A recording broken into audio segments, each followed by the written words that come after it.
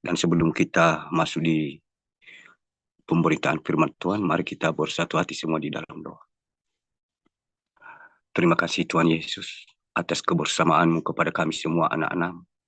Satu minggu lamanya, satu hari, sampai malam hari ini Engkau telah bersama-sama dengan kami, menolong kami, menuntun kami, sehingga kami bisa berkumpul sekalipun lewat udara. Dan kami sadar, kami mengerti saat ini kami tidak pantas untuk menyebut nama-Mu, karena kami ini hanya manusia debu tanah yang sangat hina dan berdosa di hadapan.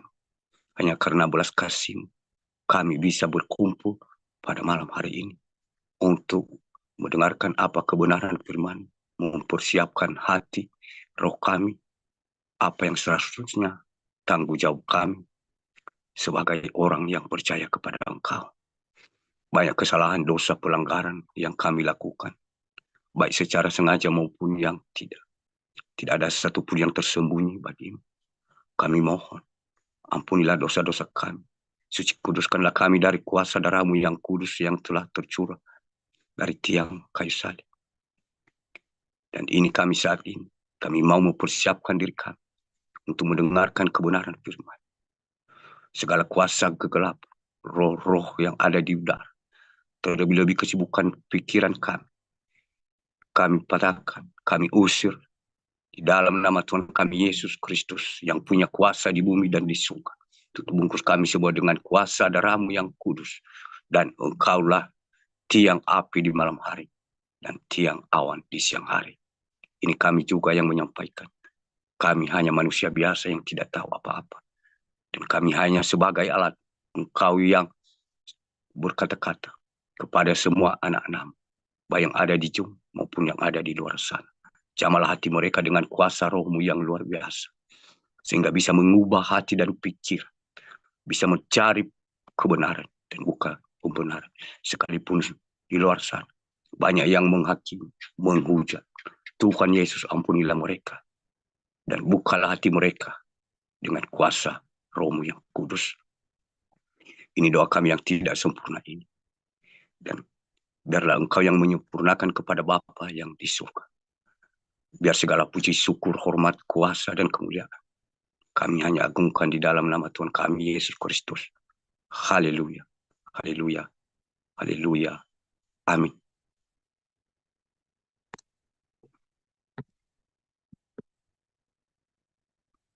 Bapak, Ibu, saudara-saudariku yang dikasih di dalam nama Tuhan kita Yesus Kristus. Mari kita buka Alkitab kita bersama-sama. Dari Injil Matius pasal 25, Matius 25 ayat yang ke-14 sampai 30. Matius 25 ayat ke-14 sampai yang ke-30. Mari kita bacakan bersama-sama di dalam nama Tuhan kita Yesus Kristus. Dengan judul perumpamaan tentang talenta. Yang ke-14. Sebab hal kerajaan surga sama seperti seorang yang mau bepergian ke luar negeri, yang memanggil hamba-hambanya dan mempercayakan hartanya kepada mereka. 15. Yang seorang diberikannya 5 talenta, yang seorang lagi 2, dan yang seorang lain lagi 1, masing-masing menurut kesanggupannya. Lalu ia berangkat. Segera pergilah hamba yang menerima 5 talenta itu. Ia menjalankan uang itu lalu beroleh laba 5 talenta. 17. Hamba yang menerima 2 talenta itu pun berbuat demikian juga dan berlaba 2 talenta. Tetapi hamba yang menerima 1 talenta itu pergi dan menggali lubang di dalam tanah, lalu menyembunyikan uang tuannya itu. Menyembunyikan uang tuannya. 19. Lama sesudah itu pulanglah tua hamba-hamba itu lalu mengadakan perhitungan dengan mereka. 20. Hamba yang menerima 5 talenta itu datang dan ia membawa laba 5 talenta, katanya, Tuan, 5 talenta Tuan percayakan kepadaku. Lihat, aku telah beroleh laba 5 talenta. 21. Maka kata tuannya itu kepadanya, baik sekali perbuatanmu itu, hai hambaku yang baik dan setia. Engkau telah setia dalam perkara kecil. Aku akan memberikan kepadamu tanggung jawab dalam perkara yang besar. Masuk dan turutlah dalam kebahagiaan Tuanmu. Lalu datanglah hamba yang menerima 2 talenta itu. Katanya, Tuan, 2 talenta Tuan percayakan kepadaku. Lihat, aku telah beroleh laba 2 talenta.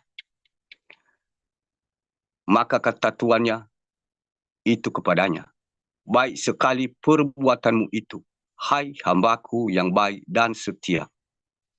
Engkau telah setia memikul tanggung jawab dalam perkara yang kecil. Aku akan memberikan kepadamu tanggung jawab dalam perkara yang besar. Masuklah dan turutlah dalam kebahagiaan Tuanmu. 24. Kini datanglah juga hamba yang menerima 1 talenta itu dan berkata, Tuan, aku tahu bahwa Tuan adalah manusia yang kejam, yang menuai di tempat di mana Tuan tidak menabur, dan yang memungut dari tempat di mana Tuan tidak menanam. Karena itu aku takut dan pergi menyembunyikan talenta Tuan itu di dalam tanah. Ini terimalah kepunyaanmu, terimalah kepunyaan Tuan. Maka jawab tuannya itu, hai kamu hamba yang jahat dan malas. Jadi kamu sudah tahu bahwa aku menuai di tempat di mana aku tidak menabur, dan memungut dari tempat di mana aku tidak menanam. 27. Karena itu sudahlah seharusnya uangku itu berikan kepada orang. Mohon maaf, ayat 27, karena itu sudahlah seharusnya uangku itu kau berikan kepada orang yang menjalankan uang, supaya sekembaliku aku menerimanya serta dengan bunganya. 28. Sebab itu ambillah talenta itu daripadanya dan berikanlah kepada orang yang mempunyai 10 talenta itu. 29. Karena setiap orang yang mempunyai kepadanya akan diberi, sehingga ia berkelimpahan. Tetapi siapa yang tidak mempunyai apapun juga, yang ada padanya akan diambil daripadanya. Dan campakkanlah hamba yang tidak berguna itu ke dalam kegelapan yang paling gelap.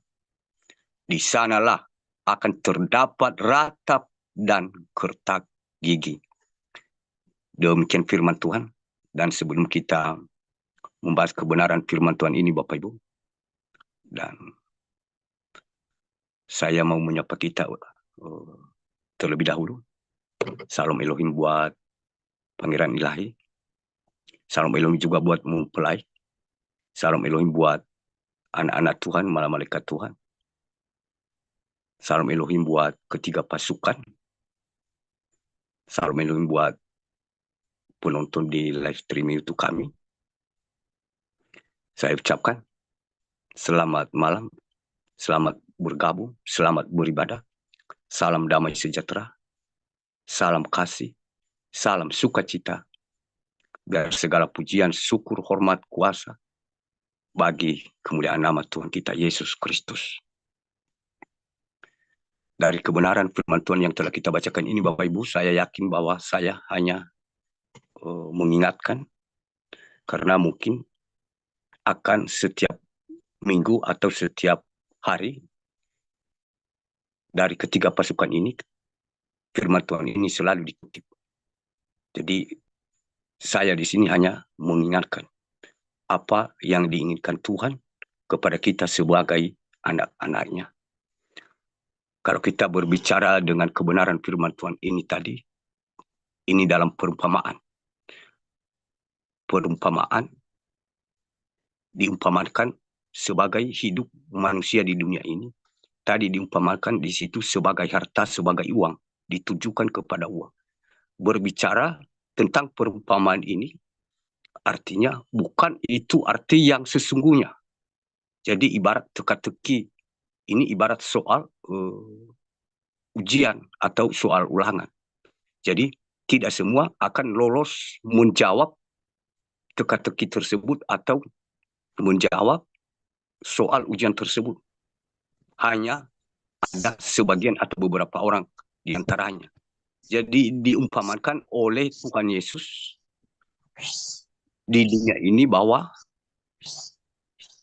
talenta atau seorang yang mempunyai banyak harta, banyak uang. Jadi termasuk semua orang di dunia ini secara jasmani, kebutuhan utama adalah uang. Bagi manusia jasmani ini segalanya uang. Tanpa ada uang sama sekali tidak bisa hidup manusia di dunia ini. Karena semua kehendak manusia di dunia ini harus mengejar uang. Dan uang itu harus dia usahakan dengan berbagai cara, benar atau tidak, untuk setiap hari berkelimpahan. Sehingga dia itu merasa tidak pernah puas sekalipun sudah berkelimpahan. Dan namanya saja manusia, jadi tidak pernah puas, masih kekurangan terus. Jadi itu gambaran dari perumpamaan ini. Secara manusia jasmani bisa kita buktikan bahwa kita semua akan mengejar uang itu dan kita melakukan supaya akan berkelimpahan kita dapat. Nah itu secara manusia jasmani. Yang dimaksudkan dengan kebenaran firman Tuhan ini artinya secara jasmani, secara rohani. Rohani itu adalah kebenaran firman Tuhan. Banyak yang dipercayakan Tuhan kepada kita masing-masing pribadi.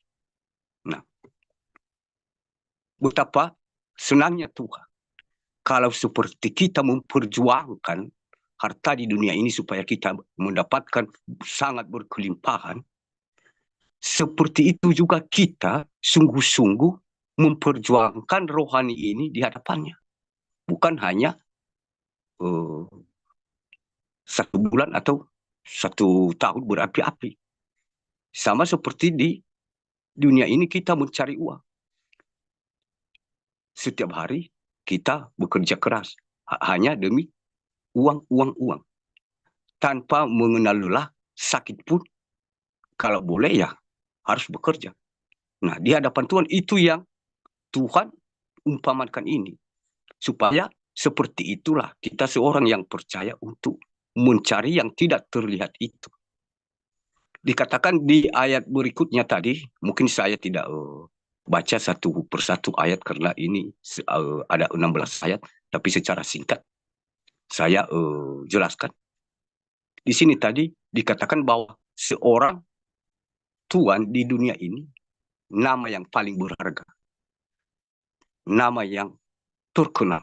Semua orang pengen dia mengenal siapa nama yang terkenal itu. Tuan, misalkan raja, itu nama yang disanjung di muka bumi ini.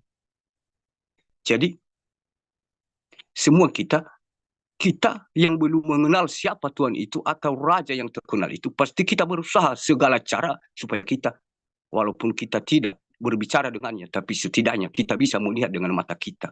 Oh, seperti itu wajahnya, seperti itu orangnya, putih atau hitam kulitnya dan lain-lain. Nah, seperti itu juga yang dimaksud Tuhan supaya kita berusaha mencari Tuhan itu dalam pribadi kita masing-masing. Di sini tadi di ayat-ayat selanjutnya ada yang diberikan, yang disebut dengan diberikannya 5 talenta, 2 talenta, 1 talenta. Itu kalau ibarat uang, artinya uh, mungkin uh, harta itu diberikannya supaya biar kita tangkap bahwa carilah keuntungan. Sehingga kalau aku kembali nanti, kamu bisa membayar, mengembalikan apa yang sudah saya berikan, dan sehingga kamu juga mendapatkan keuntungan dari hasil yang aku berikan itu kepadamu. Sama seperti Tuhan Yesus, Bapak Ibu. Dia juga sudah memberi ibarat harta kepada kita. Dia turun ke dunia menebus dosa kita, kita yang harus mati. Malah dia bisa menanggung. Itu artinya modal. Anggap itu modal rohani. Karena tanpa penebusan dari Tuhan Yesus, kita tidak akan pernah, iman kita sia-sia. Tidak ada gunanya. Jadi itu gambaran dari harta dunia yang dikejar oleh manusia. Tapi secara rohani, itu gambaran yang menyelamatkan roh kita ini, sehingga kita ini bisa terselamatkan. Jadi itu modal.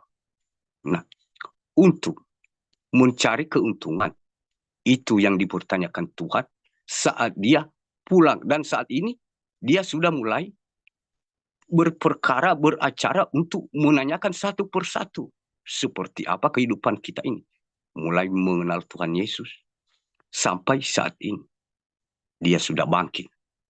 Dan pasti karena sudah dia bangkit, pasti dalam hidup kita masing-masing, kita sudah bangkitkan roh kita ini, sehingga kita bisa mengalahkan keinginan daging, mengalahkan keinginan dunia, dan segala cara si jahat. Nah, kalau kita berbicara, yang 5 talenta, 2 talenta, tadi kita melihat bahwa mereka kata Tuannya tidak, mereka sungguh-sungguh untuk menjalankan perkara yang sangat kecil. Jadi sehingga tuannya mempercayakan mereka perkara yang lebih besar. Dan sedangkan yang 1 talenta, dia tidak mau menghasilkannya. Malah kalau kita berpikir di ayat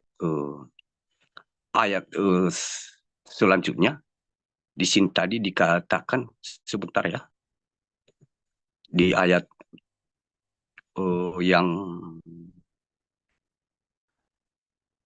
ke-24, kini datanglah juga hamba yang menerima 1 talenta itu dan berkata, Tuan, aku tahu bahwa Tuan adalah manusia yang kejam. Nah, di sini Bapak Ibu, pada awalnya, waktu dia menerima tadi, dia senang, dia tidak berbicara apa-apa. Nah, setelah tuannya kembali, malah dia mengancam, bukan hanya lagi dikatakan dia sebagai hamba dan antara hamba dan majikan, antara hamba dan tuan. Dia lagi tidak menghargai, malah dia itu menghakimi, tanpa sadar menghakimi. Jadi sehingga secara manusia jasmani berbicara manusia yang sangat kejam dan menuai di tempat yang dimana Tuhan tidak menabur, dan memungut dari tempat di mana Tuhan yang tidak menanam. Jadi di sini Bapak Ibu diberi kita juga. Artinya kita ini juga satu dipakai Tuhan. Apakah kita sudah menghasilkan hasil yang sesuai dengan kehendak Tuhan? Artinya Tuhan Yesus sudah bangkit. Jadi kita sudah mengalahkan maut, sudah mengalahkan segala kuasa-kuasa keinginan daging kita. Artinya kita belum menguburkan talenta itu. Nah, ketika kita tidak melakukan, berarti Tuhan Yesus itu memang bagi anak-anak Tuhan yang taat setia, dia sudah bangkit dan mengalahkan maut. Tapi pada diri saya, kalau itu terjadi, saya sudah matikan terus. Malah aku rantai supaya dia tidak bangkit dalam hidupku. Sama seperti talenta yang satu tadi, aku kubur di dalam tanah. Tanpa terasa tidak terjadi kepada anak-anak Tuhan yang tidak dipakai Tuhan, tapi kepada anak-anak Tuhan yang dipercayakan Tuhan itu terjadi. Karena dari ketiga orang ini yang dipercayai Tuhan, dia berikan 5 talenta, 2 talenta, 1 talenta, tapi mereka ini yang terpilih dari antara yang bisa dia percayai. Padahal yang seorang akhirnya dia kecewa secara manusia jasmani. Nah, begitu pula kita Bapak Ibu. Talenta kita bertanya, apa talenta saya yang diberikan Tuhan itu? Bagaimana aku tahu bahwa itu talenta dari Tuhan? Apakah 5, 2, atau 1, atau bagaimana? Nah, talenta itu Bapak Ibu. Kalau kita berbicara tentang kebenaran firman Tuhan, di situ tercatat dari perjanjian lama, semua kesaksian, bersaksi. Semua apa yang sudah Tuhan lakukan dari sejak awal dunia diciptakan, ditulis, disaksikan. Dan hamba-hambanya semua menyaksikan apa kesaksian dan mereka bernubuat. Jadi sampai Tuhan Yesus juga, murid-murid Tuhan Yesus, mereka bersaksi. Jadi secara rohani, itu yang dipercayakan itu, yang diumpamakan di dunia ini adalah sebagai harta atau uang. Jadi secara rohani yang tersembunyi, yang hanya beberapa yang menjawab soal tersebut adalah kamu sebagai saksi dari antara sebuah bangsa-bangsa. Dan pergunakan kesempatan itu untuk bersaksi. Tapi jangan kubur, bangkitkan Tuhan Yesus itu, kalahkan maut. Jangan kubur di dalam tanah dan merasa benar dari, seperti orang tadi merasa benar dia dari tuannya, dianggap kejam, padahal dia sendiri yang salah. Nah, di sini Bapak Ibu, kita diingatkan banyak anak-anak Tuhan tidak mau bersaksi. Nah, di sini kita diingatkan talenta itu berbeda-beda. Bukan dalam arti kita ini harus seperti pendeta-pendeta atau pilihan Tuhan yang lain, dia bisa melakukan mujizat yang lumpuh dengan perkataan bisa dia bisa berdiri, bisa dia bangkitkan, yang buta bisa melihat. Nah, itu mungkin talentanya itu tidak usah kita pikirkan bahwa talenta yang dimaksud Tuhan itu, bersaksi itu, melakukan, menjadi pelaku firman Tuhan itu hanya tertunjuk kepada mereka. Jadi di sini dikatakan tadi sesuai kesanggupan masing-masing, tapi Tuhan itu sudah tahu sebenarnya bahwa dia sanggup. Jadi seperti itu juga Tuhan tidak meminta kita dari yang lebih. Dia sudah tahu kemampuan kita seperti apa. Nah, kalau kita tidak setia dari hal yang perkara yang kecil, bagaimana yang besar bisa dia percayakan kepada kita.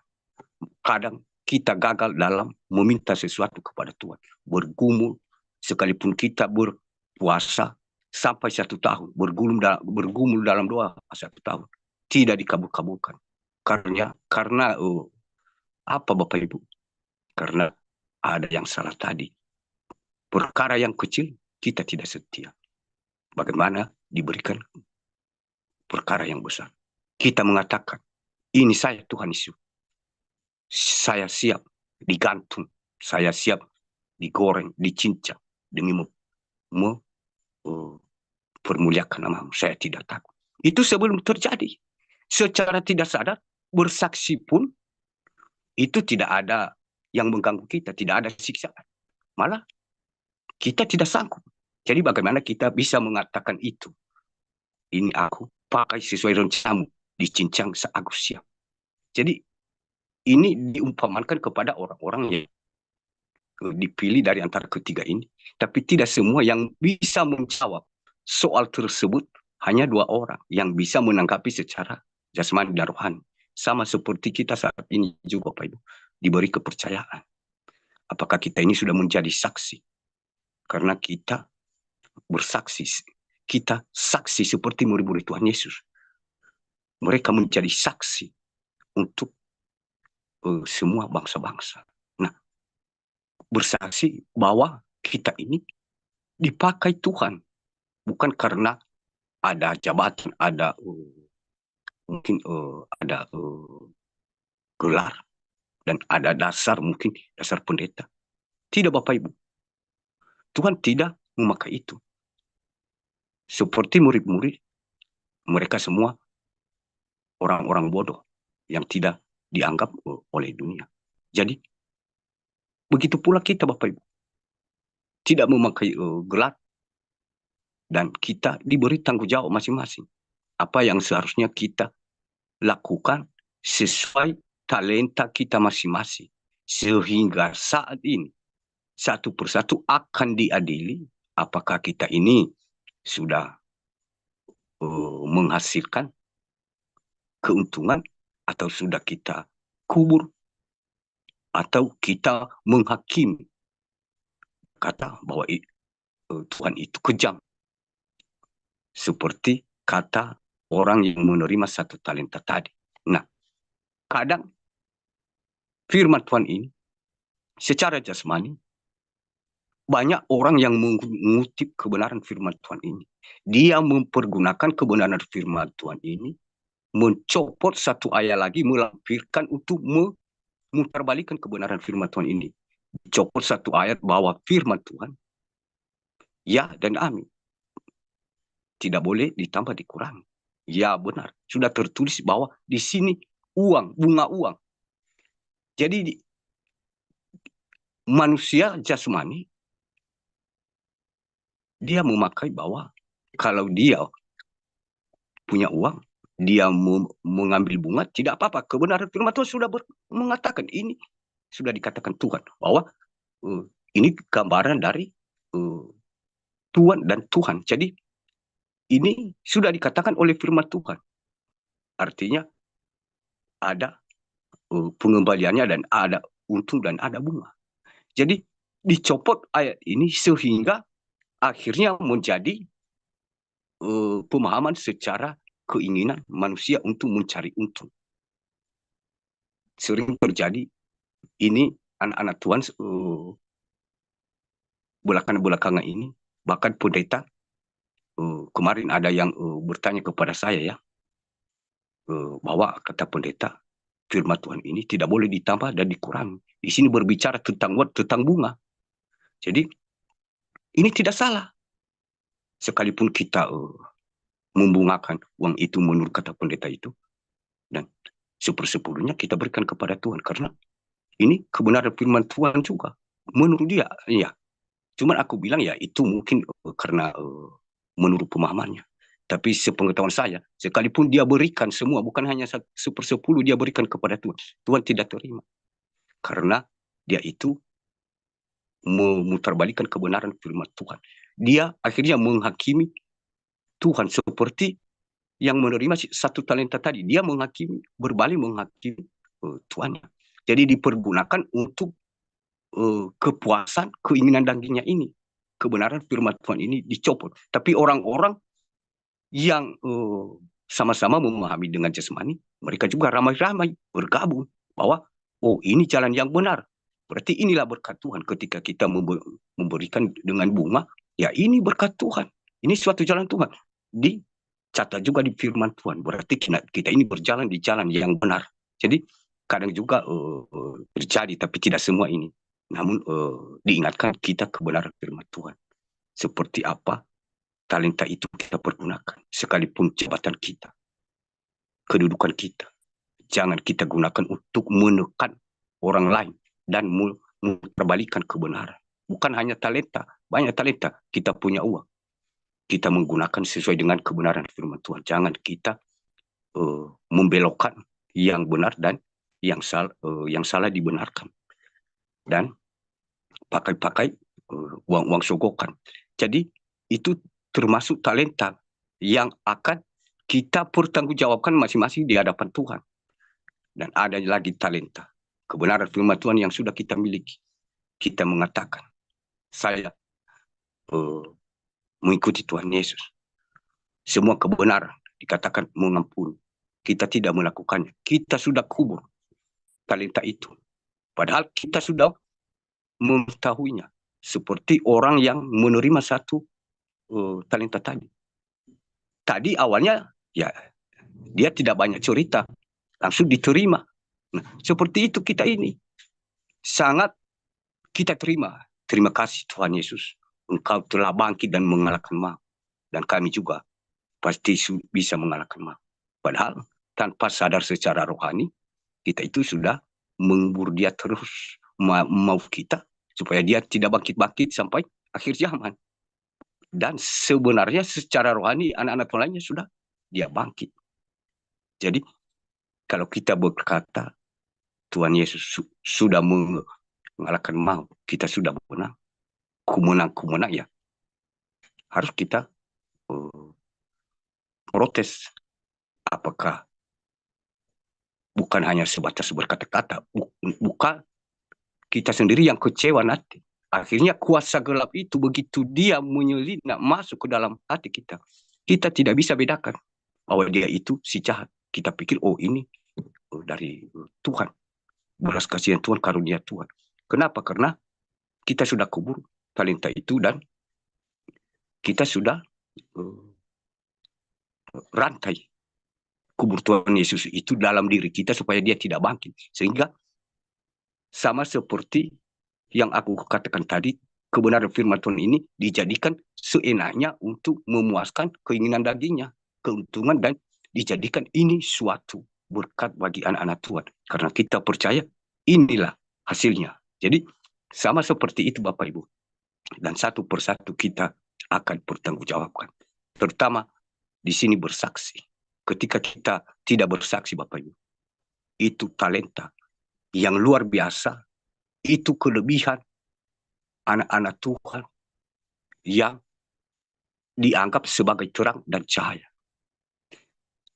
Itu menjadi kemuliaan nama Tuhan. Di situ Tuhan sangat senang. Ketika orang-orang yang tidak punya sekolah, tidak ada pendidikan, mereka tampil bersaksi karena Tuhan menyertai mereka. Jadi Tuhan memakai mereka bukan seperti kalau kita mau terkenal di dunia ini. Jadi sehingga dari orang-orang yang lemah itu, yang bodoh itu menurut dunia itu, yang meragukan atau memalukan orang-orang yang pintar menurut kebenaran firman Tuhan. Tapi ketika kita mengubur talenta itu, apakah Tuhan itu tidak kecewa? Sudah pasti kecewa. Kita saja kalau sesama kita mengecewakan kita, berjanji sesuatu, dia ingkar janji, pasti kita itu kecewa. Bukan hanya kecewa, kita ini bisa marah. Jadi entah bagaimana, apakah malu atau takut. Kebenaran firman Tuhan selalu mengatakan jangan takut. Dan kebenaran firman Tuhan, siapa yang malu karena namaku, dia juga malu. Jadi benar kebenaran firman Tuhan, dari perkataan kita, kita akan dihakimi. Dan kita akan juga dibenarkan. Jadi kadang kita mengubur kelebihan yang diberikan Tuhan itu kepada kita masing-masing sesuai kemampuan kita. Kita sudah kubur Bapak Ibu. Kita sudah kubur. Dan dengan kita kubur, dengan kita tidak menyaksikannya, artinya Tuhan Yesus sama saja kita sudah rantai biar dia tidak bangkit-bangkit sampai akhir zaman. Tanpa kita sadari, secara perkataan kita manusia jasmani ya, kita bersuka cita. Haleluya dia bangkit, haleluya dia hidup. Dan Roh Kudus, tinggal Roh Kudus turun. Itu secara tidak sadar. Si jahat sudah menyelinap dalam hati kita sehingga tidak kita bisa membedakan apakah benar sudah bangkit. Apakah kita sudah menghasilkan keuntungan atau masih terkubur atau bagaimana atau menghakimi. Maka kita ini menghakimi kita seorang yang menyalibkan Tuhan Yesus itu atau yang memutuskan hukuman Tuhan Yesus itu berkabul dengan Pilatus. Dengan cara kita diam saja. Nah kemarin itu 3 hari kemarin saya diperlihatkan ada anak-anak Tuhan saling berhadapan-hadapan. Ada barisan di sini Bapak Ibu dan ada satu baris lagi di sini saling berhadapan dan saling tunjuk menunjuk, tidak berbicara tapi mereka saling tunjuk menunjuk. Dan saya perlihatkan bahwa itu gambaran bahwa anak-anak Tuhan saat ini yang dipakai Tuhan, yang dipercayakan Tuhan, tapi seakan-akan Tuhan itu kecewa. Sudah dipilihnya dan mereka tidak bisa menjalankan apa talenta itu yang sudah dipercayakan kepada masing-masing orang. Yang banyak dia mengubur dalam tanah dan dia menghakimi bahwa kejam, dianggap kejam. Dan banyak lagi yang lainnya. Mereka berkata, Tuhan Yesus sudah bangkit mengalahkan maut. Padahal mereka sendiri yang mau menguburkan sampai selamanya. Dengan mereka mengubur talenta itu. Dan itu artinya karena anak-anak Tuhan yang dipakainya saling menguatkan. Saling menguatkan. Kita harus bersaksi, bersaksi, bersaksi. Jadi hanya sampai di situ saja, saling menguatkan, tapi bersaksi. Padahal begitu ada kelebihan yang diberikan Tuhan kepadanya untuk disaksikan ke seluruh bangsa, dia kubur, Bapak Ibu.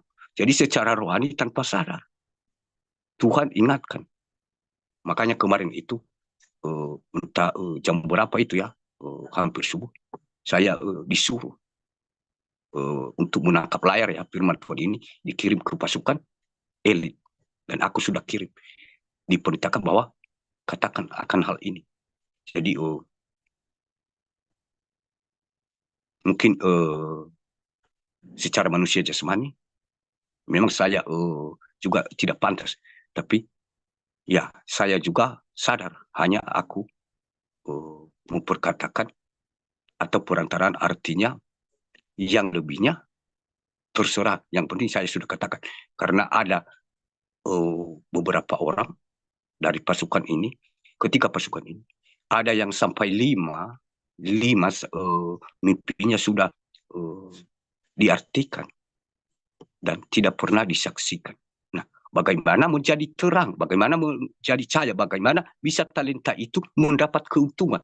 Jiwa-jiwa di luar sana, bagaimana mereka bisa mendengarkan. Nah, sudah dikubur. Sudah dikubur dan kalau kita berbicara sangat berapi-api, kita bersaksi anak-anak Tuhan semangat.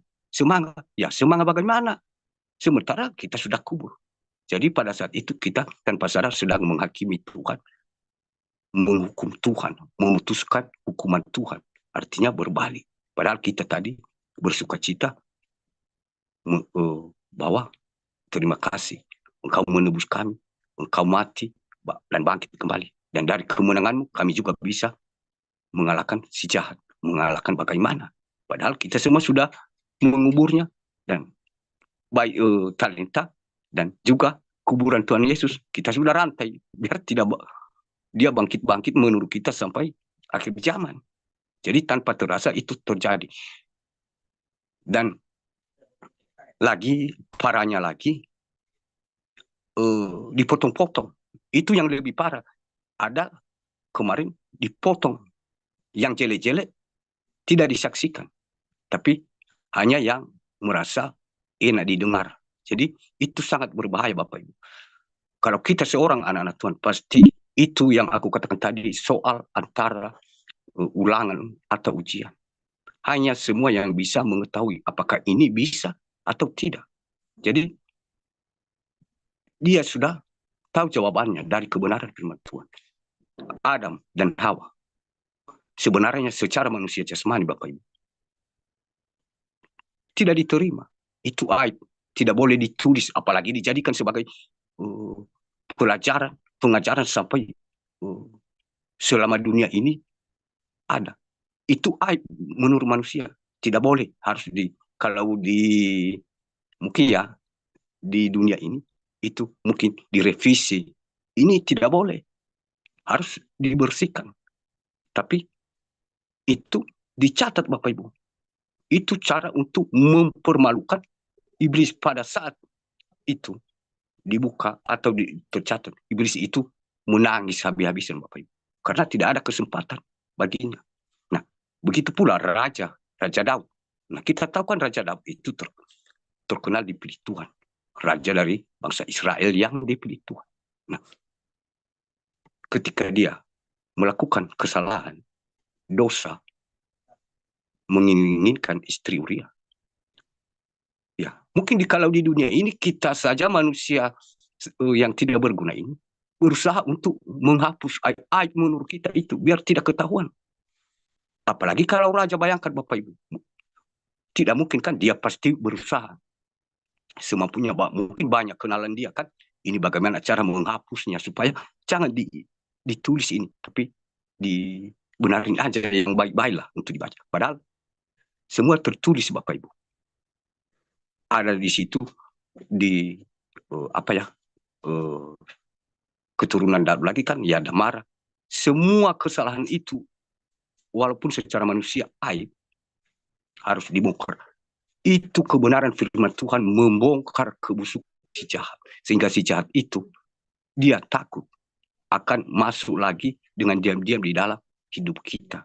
Karena dia mikir, nanti aku dibongkar lagi, terus aku malu habis-habisan ini, aku bisa nanti menangis dibikin orang ini. Ya, tak usah aku masuk. Nah, kalau kita sudah menguburnya, si jahat itu ya sedang bersuka cita, dan Tuhan juga sedang menangis. Nah, di sini tadi diteruskan di sini Bapak Ibu, bahwa karena setiap orang yang mempunyai kepadanya akan diberi, sehingga ia berkelimpahan. Dalam artinya ini, kepada kita yang tidak melakukan kebenaran firman Tuhan, termasuk kesaksian dalam bersaksi, kelebihan yang sudah diberikan kepada kita oleh Tuhan, yang tidak diselami oleh manusia pada umumnya yang sudah punya gelar. Berarti untuk apa Tuhan memakai kita? Karena kita sudah kubur, karena kita sudah diam. Bahkan ketika kita diam itu, iblis yang mengontrol hidup kita. Katanya, jangan. Jadi tidak ada gunanya, lebih baik diberikan kepada orang yang melakukan apa pekerjaan Tuhan, apa talenta yang dipercayakan tadi, yang mendapat keuntungan, yang banyak memanggil jiwa-jiwa. Sehingga ditambahkan lagi, bukan dalam arti ini berbicara tentang uang. Jadi berbicara tentang talenta secara rohani. Seperti yang aku katakan kemarin. Kalau sudah mulai kita dipakai Tuhan, kalau kita benar-benar sungguh-sungguh, bahkan semakin hari, masuk lagi. Seperti yang aku ceritakan kemarin, umpamakan kemarin, kalau kita mungkin ya, jabatan kedudukan di dunia ini, mungkin kalau kita pintar, ya mungkin kita bisa bekerja di sini, dipakai di sini, merangkap karena ada kemampuan kita tentang itu kan. Nah, seperti itu juga kita dipakai Tuhan. Ketika kita melakukan sesuai kebenaran firman Tuhan yang diberikannya itu kepada kita, masuk lagi, dipakai malaikat Tuhan, ditambah lagi bila roh itu kuat dan sesuai dengan kebenaran firman Tuhan, itu ditambah lagi, sehingga bisa dipakai Tuhan. Ada berdiam malaikat, mungkin ada 1, 2, 3, dan dipakai lagi menjadi apa ya, itulah seperti itu yang dimaksud di sini. Artinya kita dipakai Tuhan. Bagaimana kita dipakai Tuhan? Kalau tadi hanya yang kita potong-potong, itu kebanyakan. Dari kemarin banyak yang memotong-motong. Yang baik-baik itu dia ceritakan. Nah, Roh Kudus berkata dalam hati saya kemarin itu, apakah orang ini tidak merasa bersalah? Padahal dia mengaku sudah mengetahui kebenaran. Nah, kenapa dipotong-potong? Sementara di kebenaran firman Tuhan semua dibongkar. Kesalahan itu dibongkar untuk mempermalukan iblis. Nah, bagaimana kita mempermalukan iblis kalau kita potong-potong? Artinya, bagaimana Tuhan Yesus itu bangkit? Padahal kita sudah menguburnya. Bagaimana talenta itu bisa berkelimpahan, ada hasil atau keuntungan? Kita sudah menguburnya. Jadi sama halnya seperti itu Bapak Ibu. Kita ini posisinya di mana? Kita bertanya, apakah kita berposisi seperti yang diumpamakan, yang mendapat 5 talenta, atau 2 talenta, atau 1 talenta. Saya yakin kita tidak semua, baik yang ada di Zoom atau di luar sana, kita tidak semua, tapi sebagian yang ada Bapak Ibu. Dan terutama orang-orang yang dipakai si jahat ini adalah, kita berbicara tadi tentang Tuhan dan Hawa, di sini adalah yang dipilihnya. Yang 3 orang ini dipilihnya, bukan mereka yang datang sendiri. Sama seperti murid Tuhan Yesus yang dipilih Tuhan Yesus sendiri. Setiap orang yang dipilih itu yang sering dipakai oleh si jahat. Jadi salah-salah kita mempergunakan talenta itu tanpa sadar si jahat itu masuk. Jadi saat ini kita diingatkan Bapak Ibu, mari kita bangkit bersama-sama sesuai kebangkitan Yesus. Kita sudah mengalahkan maut dan kita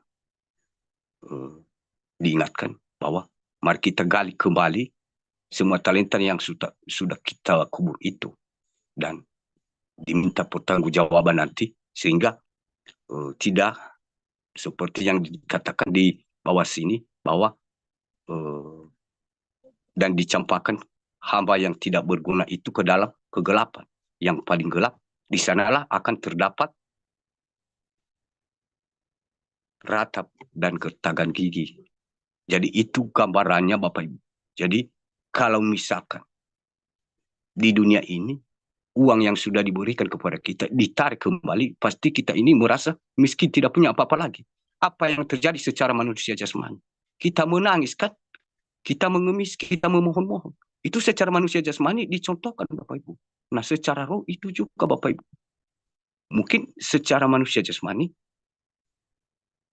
tidak berapa lama. Jadi kalau secara rohani itu mungkin kekal Bapak Ibu, itu kekal. Jadi kebenaran firman Tuhan ini hanya beberapa yang bisa menembus atau seperti ini soal ujian karena sesuai masing-masing yang mengaku percaya pasti dia mengetahui jawaban dari perumpamaan ini kalau dia memang benar-benar taat dan setia kepada Tuhan. Jadi kalau dia tidak mengetahui hanya berpura-pura pasti tidak akan dia pahami untuk mencari keinginan secara daging. Dari mana kita tahu bahwa bertanya saya ini bagaimana saya tahu di mana saya ketika kita tidak bersaksi, kita tidak menjalankan apa kebenaran firman Tuhan hanya sesuai kemampuan, bukan di luar kemampuan yang diminta Tuhan. Tadi kalau kita perhatikan, berarti kita itu berarti tidak bisa menjawab soal ini. Tidak bisa mengetahui apa tujuan kebenaran firman Tuhan ini. Makanya saat ini Bapak Ibu kita diingatkan. Secara manusia jasmani sebenarnya saya ini sebenarnya tubuh ini saya ini juga visi yang lemah dan hanya karena tadi ya aku minta ya Tuhan kuatkanlah saya karena ada banyak juga ya yang aku hadapi secara roh dan secara manusia-manusia sekitar ini. Jadi ya Tuhan kuatkan saya. Dan saat ini Bapak Ibu, kitalah diingatkan jangan sampai kita seperti ibarat yang dicampakkan. Ibarat yang dicampakkan. Dan jangan kita pernah malu. Untuk apa kita malu? Seorang yang percaya. Walaupun aib yang dibuka itu menurut kita, tapi karena kita orang beriman, berarti kita tahu di firman Tuhan itu dibongkar. Tapi kenapa saya mengaku orang beriman berarti aku ini bukan orang beriman lah. Kalau aku tutupi bersikat padahal berbeda dengan kebenaran firman Tuhan. Berarti kita ini seperti apa? Hamba seperti apa? Nah, itu suatu yang menjadi teguran atau yang mengingatkan kita bila kita itu di kemudian hari mungkin dipakai Tuhan. Nah, kalau sudah diartikan, ya kita nggak usah malu karena bagaimana orang itu menyadari, oh ini ada ini. Bagaimana orang luar sana kita bisa membangkitkan jiwa-jiwa mereka.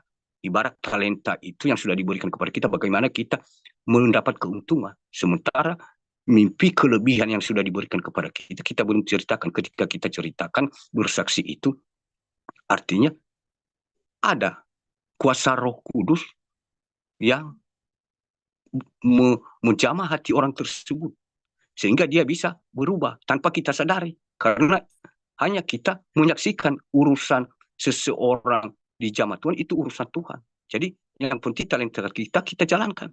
Jadi seperti itu Bapak Ibu, tanpa kita mengatakan dan ini sepele dan ini tidak benar, karena ini seperti yang dikatakan si orang ketiga tadi, dia menabur tapi belum melakukan apa-apa seperti itu ya. Dia menghakimi. Jadi ini tidak apa-apa, sepele. Nah, itu Bapak Ibu kita diingatkan. Sekalipun ada anak-anak Tuhan yang berkata, mimpi itu bunga-bunga tidur. Jadi itu anak-anak Tuhan yang memakai logika. Jadi kalau kita berbicara, mimpi itu ada 3 hal. Mimpi secara umum. Seperti mimpi secara umum itu, semua yang ada di dalam hati kita ini, di pikiran kita ini, rencana kita ini, akan ke bawah alam sadar mimpi di malam hari. Berarti itu karena pikiran kita sendiri, keinginan kita sendiri. Sama seperti Nebukadnezar. Dia mimpi ada pohon besar, tinggi, dan daunnya lebar, dan rantingnya sampai ke ujung bumi. Itu karena dia memikirkan setiap saat kekuasaannya itu luas dan begitu berharga di mata manusia waktu zaman itu, kerajaannya itu. Jadi itu karena keinginan dagingnya sendiri. Nah, sedangkan yang berasal dari Tuhan, yaitu berasal dari Tuhan, seperti Maria, Yusuf, disuruh Tuhan malaikat Gabriel memberitahu kepada Yusuf bahwa itu anak itu dari Roh Kudus. Nah, kalau kita samakan, itu bunga-bunga tidur. Jadi berbeda Bapak Ibu. Jadi kadang banyak anak-anak Tuhan yang mengaku percaya saat ini, dan mereka menolak mentah-mentah bahwa mimpi itu hanya bunga-bunga tidur. Mereka anggap padahal kebenaran firman Tuhan, banyak mimpi dari perjanjian lama, bahkan Tuhan Yesus sendiri sebelum turun ke dunia, cara Tuhan untuk memberitahu Yusuf sampai Herodes mengejar, lewat mimpi dia berbicara Bapak Ibu. Jadi kalau ada anak-anak Tuhan yang berkata mimpi itu bunga-bunga tidur, iya kita terima. Cuman termasuk golongan mana? Karena keinginan kita itu bunga-bunga tidur. Kita memikirkan seseorang terus ke bawah mimpi, terus kita berkata, kalau saya mimpi ini berarti dia juga mimpikan saya. Itu menurut, iya bunga-bunga tidur, itu bunga-bunga tidur. Karena itu yang ada di dalam pikiran kita. Sedangkan kalau kita mimpi, ya seperti sukacita, damai, berarti itu berasal dari Tuhan. Sedangkan kalau kita bermimpi, ketakutan, dan kita dikejar, itu berasal dari si jahat.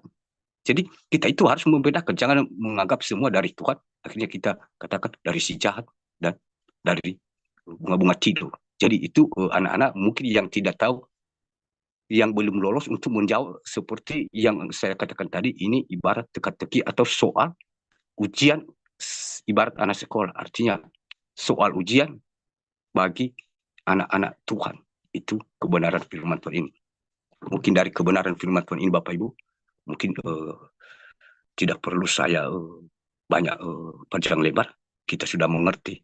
Jadi saya ingatkan, satu, talenta yang sudah diberikan Tuhan kepada kita ada berbeda-beda. Terutama dalam secara manusia jasmani yang diumpamakan adalah harta. Itu paling dikejar oleh semua orang, dan tidak ada orang yang tidak mau berkelimpahan. Jadi itu diumpamakan supaya atau lebih dari kita mencari uang itu, memperjuangkan juga iman kita ini, roh kita ini sesuai dengan kehendaknya. Seperti itu juga kita berlomba-lomba, tidak ada mengenal lelah, jerih payah, sakit pun kita tidak mengenal. Yang kedua, jangan kita menganggap talenta yang sudah diberikan jangan kita kubur di tanah, dan jangan kita rantai kuburan Tuhan Yesus supaya dia tidak bangkit dalam diri kita. Yang ketiga, jangan sampai kita memutuskan atau menghakimi kembali Tuhan Yesus dalam diri kita dengan cara menghakimi itu. Kita tidak bersaksi, apalagi kalau kita potong-potong hanya yang enak didengar, berarti itu sangat menyeleweng dari kebenaran firman Tuhan. Karena firman Tuhan, semua yang jelek tercatat. Jadi, kalau kita tidak seperti Raja Daud, nah, kenapa Raja Daud dibongkar semua dosa, kesalahan yang dilakukan? Bahkan menjadi pengajaran bagi semua umat manusia. Nah, kenapa kita ini tidak melakukan seperti itu? Kenapa kita harus membersihkan nama kita? Jadi kita ini berpihak sama siapa? Meninggikan nama Tuhan atau meninggikan nama kita? Jadi kira-kira begitu Bapak Ibu. Mungkin terbatas ya penjelasan dari saya sebagai manusia yang berdosa ini. Banyak kekurangan. Dan biarlah Roh Kudus yang akan menambahkan, menjelaskan di dalam hati kita masing-masing anak Tuhan, baik yang ada di Zoom dan juga di luar sana. Demikian firman Tuhan, dan biar segala puji syukur hormat kuasa bagi kemuliaan nama Tuhan kita Yesus Kristus. Haleluya. Amin. Dan mungkin tanpa saya beritahu, mungkin kita semua ya sudah mengerti apa yang seharusnya kita lakukan. Karena kita sudah mengerti semua kebenaran-kebenaran firman Tuhan. Namun di balik kebenaran itu juga ya dekat kuasa si jahat. Dan tanpa kita sadari, sama seperti kebenaran firman Tuhan tadi, sudah dipercayakan kepada seseorang itu satu talenta, malah dia kubur dan dia menghakimi. Jadi itu juga kita ya, anak-anak Tuhan, semakin hari saya lihat belum selesai masalah yang ke-1, sudah muncul masalah yang kedua dan yang ketiga, tapi semakin berbeda-beda masalahnya. Jadi itulah cara-cara si jahat ya, untuk mengurangi, bukan menjatuhkan, tapi kalau ibarat nilai kalau ibarat main game berarti dikurangi ya, mengurangi nilai kita atau iman kita yang sudah kita dapatkan tanpa sadar, dicuri, tapi pelan-pelan dicuri. Terutama dalam kesaksian dalam mimpi, itu kelebihan. Jadi kadang ada yang lima buaya mimpi yang seorang itu, tapi aku tetap tonton. Kalau aku itu mungkin 3 hari baru masuk ke tempat yang ada sinyal, aku tonton semuanya, aku tonton. Jadi aku bisa tahu kenapa orang ini ya tidak bersaksi. Jadi kenapa dikubur talentanya ini? Apakah padahal kalau dia berkata-kata sangat memikat hati, seperti oh orang ini pantas ya, dia menghimbau kita bersaksi, kita harus selalu semangat bagaimana. Padahal itulah cara si iblis tersembunyi.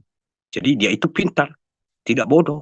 Jadi kita juga harus berjaga-jaga. Nah, ketika seperti itu iblis menyerang kita, mana perlengkapan senjata rohani kita?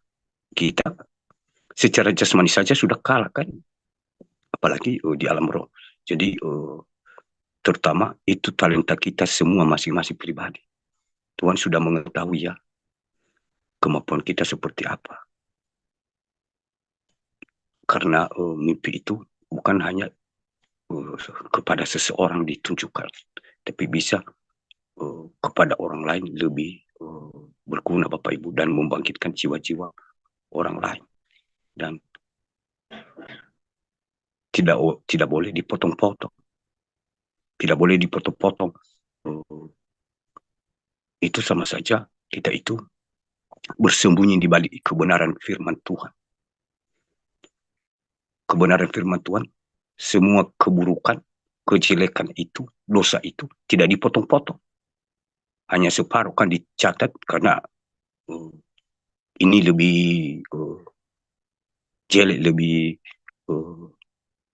corok, jadi separuh. Tidak Bapak Ibu. Nah kalau kita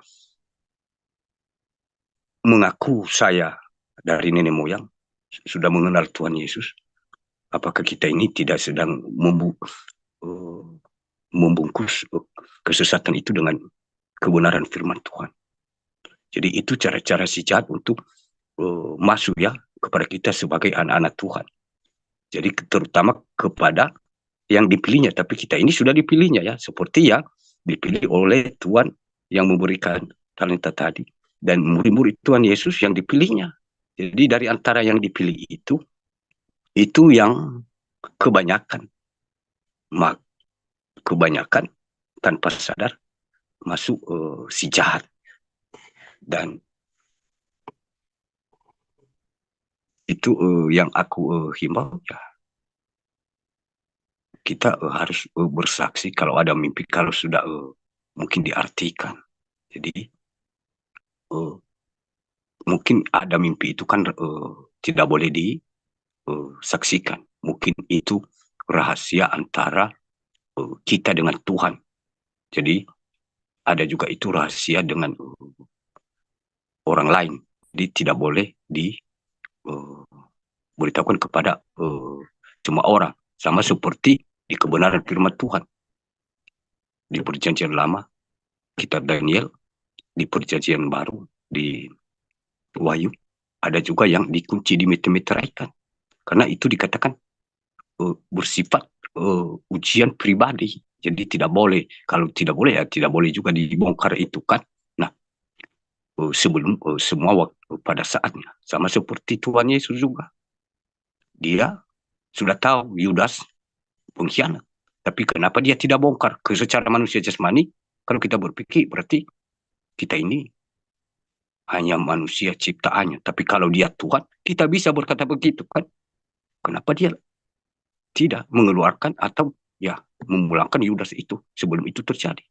Jadi menurut akal tidak diterima akal ini. Tidak masuk akal bahwa dia itu Tuhan. Buktinya kita lebih pintar daripada dia. Kalau kita orang melakukan itu kepada kita, kalau kita sudah tahu, berarti tidak kita terima sebagai murid. Jadi kenapa orang ini kan? Berarti itu secara logika, padahal itu semua ada di balik itu kehendak Tuhan. Jadi itu juga saat ini terjadi itu ya di antara kita anak-anak Tuhan. Jadi seperti itu ya, kurang lebih. Dan yang keduanya tentang kesaksian itu, ya mungkin kalau mungkin ya jaringan yang bersaksi itu tidak bersahabat. Jadi mungkin di lain waktulah dia bersaksi, karena kesaksian itu yang membuat jiwa orang bangkit dan bertobat, karena kesaksian itu berasal dari Tuhan dan ada kuasa roh Tuhan, sehingga yang mendengar sekalipun saat itu dia menghakimi, ada nanti seseorang yang bisa dipanggil dengan kesaksian tersebut. Jadi kalau jaringan putus-putus, bagaimana orang bisa mendengarnya? Jadi sama saja kan sia-sia. Jadi itu ya sebenarnya itu tanggung jawab mungkin ya host itu. Jangan juga diam. Kalau memang sudah terputus-putus tidak kedengaran ya juga dikatakan. Tapi kalau memang tidak mendukung ya mungkin besok ya. Karena dikatakan itu tidak berbuah, sama dengan pohon zaitun yang besar pohonnya, daunnya lebar, berseri-seri, tapi buahnya tidak ada. Nah, sekalipun dia sudah bersaksi, itu anggap ibarat pohonnya, dia sudah tampil ibarat daunnya, padahal tidak ada buahnya. ya banyak itu tidak dimengerti oleh orang karena jaring tidak kedengaran kan. Jadi seperti itu ya kurang lebih. Jadi kita harus tahu karena itu juga ya cara-cara si licik iblis, cara untuk menutup kebenaran itu. Jadi dia itu bermain di tingkat tinggi. Jadi kadang sepengetahuan kita itu tidak masuk, tidak sadar di luar kesadaran. Jadi sifat iblis itu untuk menjatuhkan pilihan itu ya dengan cara itu yang tidak masuk akal. Sehingga yang bisa mengetahuinya hanya kita ya anak-anak Tuhan yang benar-benar setia dan taat kepada Tuhan. Tapi kita bisa melihat trik-trik si jahat itu sebelum dia bergerak. Sehingga dia benar-benar mengakui, oh talenta yang sudah diberikan Tuhan kepada hamba ini, berarti dia sudah hasilkan, sudah mendapat keuntungan berkelimpahan. Dia berhasil dan Tuhan Yesus sudah dibangkitkan dalam hidupnya sehingga dia berkuasa untuk mengalahkan maut. Jadi seperti itu ya Bapak Ibu. Cuman itu yang aku ingatkan saja dan penglihatan ya hanya itu tadi saling nujuk-nujuk anak-anak Tuhan itu. Tapi tanpa sepatah kata-kata hanya saling menunjuk-nunjuk satu sama lain. Tapi saling repot untuk menuju-nuju artinya hanya saling mengatakan kita bersaksi, ayo semangat, semangat, semangat. Tapi ya hanya sebatas itu kan. Ya itu tadi tentang mimpi-mimpi yang sudah diartikan tapi tidak disaksikan. Jadi mungkin ya kita ya mungkin diminta ampun ya sama Tuhan, kita semua manusia berdosa. Hanya juga saya mengingatkan. Dan kadang saya ada yang sudah mengirim saya belum balas karena saya disuruh ini sudah beberapa kali tapi tak usah. Kalau secara manusia jasmani saja kita ini menghargai, kita sama-sama manusia berdosa. Apakah membalas SMS pun secara jasmani kata-kata biasa saja mungkin kita kasihan kan, bayangkan kita kasihan. Oh, apalagi kalau dikatakan mimpi penglihatan itu masuk alam roh Bapak Ibu. Jadi tidak sembarangan dikarang-karang seenak-enak kan. Jadi diketil lagi. Lah, seakan-akan secara manusia jasmani saja seakan-akan tidak dihargai sama menghakimi tadi. Seperti yang menerima satu talenta. Dia katakan ini uang Tuhan. Jadi itu coba ya bayangkan. Kalau secara manusia jasmani bayangkan itu kan. Tidak dihargai apalagi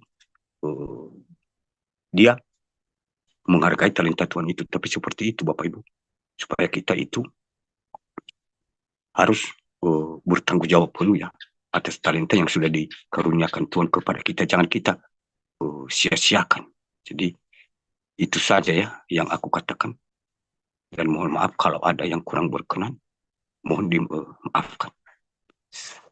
Sama semua kita ini. Tapi saya hanya mengatakan apa juga yang diingatkan Tuhan. Tapi bukan dalam arti saya menghakimi. Dan itu menjadi keselamatan kita bersama Bapak Ibu. Sakit secara jasmani. Tapi sukacita secara rohani. Terima kasih banyak. Dan Tuhan Yesus memberkati. Terima kasih Tuhan Yesus atas kebaikan-Mu kepada kami semua anak-anak. Saat ini Engkau telah berbicara kepada kami lewat kebenaran firman.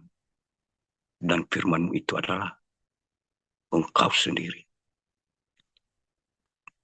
Engkau telah membukakan kepada kami apa yang telah Engkau berikan kepada kami masing-masing sebagai tanggung jawab kami sesuai dengan kemampuan kami masing-masing.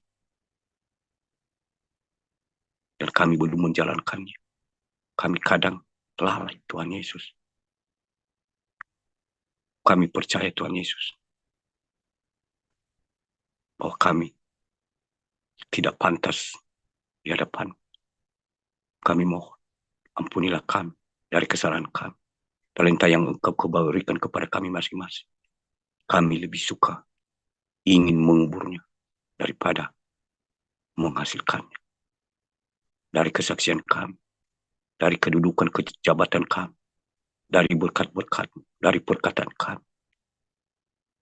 Kami tidak menjadikan talenta sehingga tidak menghasilkan keuntungan.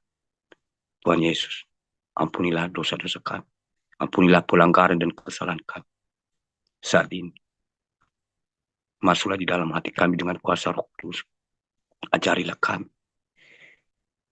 biar di kemudian hari, apapun yang Engkau pertanggungjawabkan kepada kami, masing-masing pribadi, kami melakukannya dengan sepenuh hati. Kuatkanlah kami, Tuhan Yesus, bersama-samalah dengan kami untuk menjadi saksi di segala bangsa-bangsa di dunia ini.